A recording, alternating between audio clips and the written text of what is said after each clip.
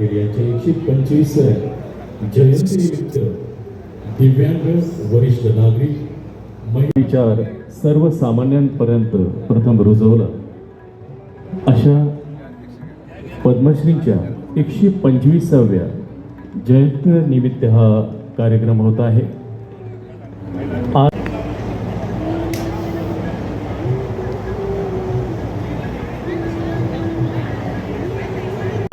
स्टेजच्या समोरून स्थान बनवायचं. यानंतर अकोंडेचे सरपंच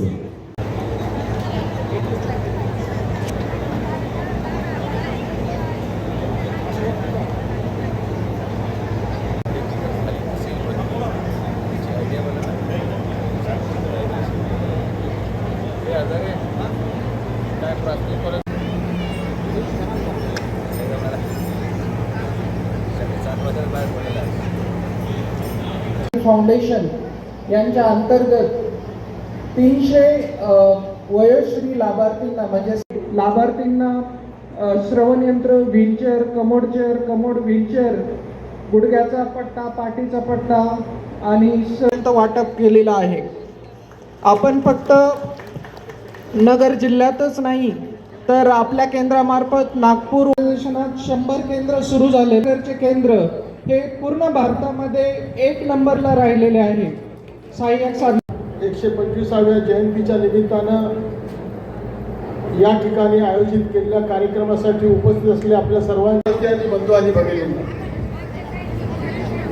खरं म्हणजे पद्मश्रींनी जो एक समाजकारणाचा त्यानंतर जयशंकर महिला बचत गट केडगाव,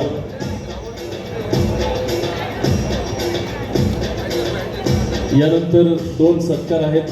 आदिश महेश तनपुरे सिल्वसा येथे झालेल्या जेवढं काम मी माझे खासदार म्हणून 1 वर्षामध्ये केलं, विद्यमान परिस्थितीमध्ये ज्या पदावर असलेल्या व्यक्तींनी 25% देखील काम केलं नसेल असं काम मी 1 वर्षामध्ये माझे असून केलेलं आहे. मला फरक पडत नाही. सत्ता येते जाते. या मंडपामध्ये बसलेले आणि या स्टेजवर पण बसलेले किती लोकांनी मला मतदान टाकलं मला माहिती नाही. म्हणजे या स्टेजवर पण असे काही लोक आहेत ज्यांनी मला मतदान टाकलं नाही. या मंडपामध्ये पण असे काही लोक आहेत ज्यांनी मला मतदान टाकलं नाही. पण मतासाठी सुजय विखे कधीही लाचार होत नाही. आनंद कधी वाटतो माहितीये का? जेव्हा आज लोक मला येऊन भेटतात आणि जेव्हा लोक म्हणतात की आमची फार मोठी चूक झाली, मला इतका आनंद होतो की तुम्हाला मी सांगू शकत नाही. की एका माजी खासदाराच्या कार्यक्रमाला देखील खुर्च्या पुरत नाहीत आणि आजी खासदाराच्या कार्यक्रमाला खुर्च्या रिकामी राहतात. हे कष्टाचं काम असतं. एकही केंद्रीय प्रकल्प मागच्या 1 वर्षामध्ये जिल्ह्यामध्ये आला. नगर शहरामध्ये मागच्या 1 वर्षामध्ये एक तरी विकास कामाचं नारळ फुटलं.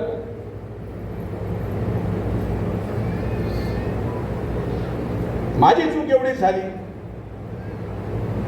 की जे लोक 40 वर्षापासून अंधारात होते त्यांना मी उजेडात आणायचा प्रयत्न केला.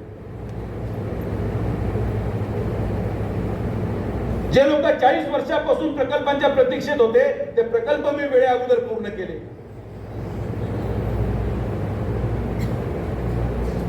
आणि मला हे माहिती होतं की मी काय करू शकतो आणि मी आजही करत राहणार. मी थांबणार नाही.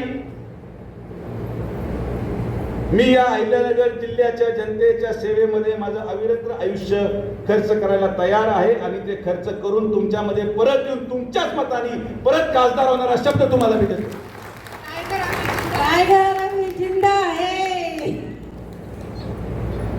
आपण ना कुठे गेलोय ना कुठे पळून जाणार.